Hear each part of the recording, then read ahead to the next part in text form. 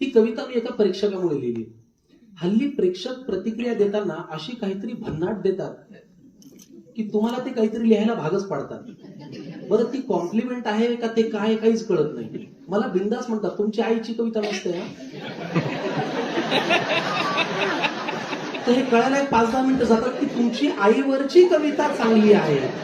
ते आधी वाटतं की अरे हे काहीतरी वेगळंच बोलतायत. तर अशाच एका प्रेक्षकामुळे मी ही कविता लिहिली. अगदी ताजी आहे, पहिल्यांदा सादर करतोय, चुकली तर माफ असावी, पण आवडते का सांगा. परवा एक जण भेटले, म्हणले हे काय बरोबर नाही. परवा एक जण पार्ल्यातलेच होते. परवा एक जण भेटले म्हणले हे काय बरोबर नाही. हल्ली कविता इंस्टाग्रामला टाकली नाही काय, सुचत नाही काय. पेटून उठल्यासारखा मी एका जागी बसलो, कागद पेन घेऊन एकदम साहित्यिकाच्या भूमिकेत घुसलो. एकही शब्द मदतीला माझ्या धावून नाही आला.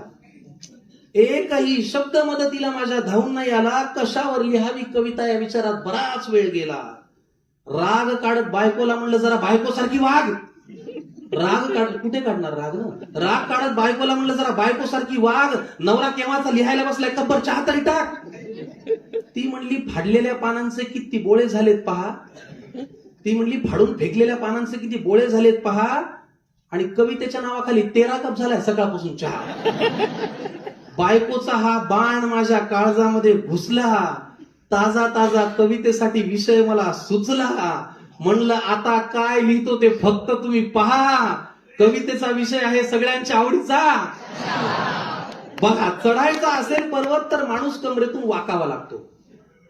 चहावरती कविता आहे. चढायचा असेल पर्वत तर माणूस कमरेतून वाकावा लागतो. आणि हवा असेल चहा तर आधी तो आपल्याला टाकावा लागतो. शाबास.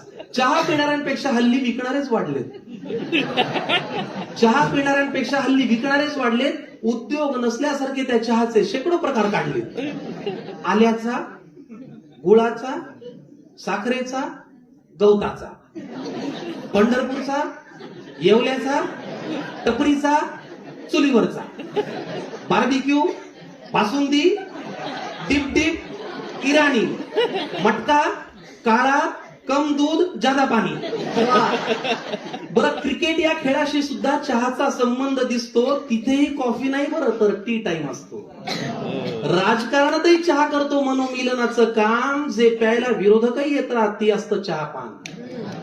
बरं, चहा पिणाऱ्यांची लागे तंद्री तो पावे अंतर्धान. आणि मन लावून चहा विकणारा होतो पंतप्रधान.